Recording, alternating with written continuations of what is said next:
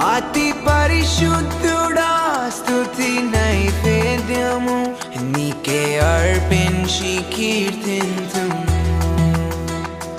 అతి పరిశుద్ధుడా స్తుతి నైవేద్యము నీకే అర్పించి కీర్తింతును. నీవు నా పక్షమై నన్ను దీవించగా, నీవు నా తోడువై నన్ను నడిపించగా, నీవు నా పక్షమై నన్ను దీవించగా, నీవు నా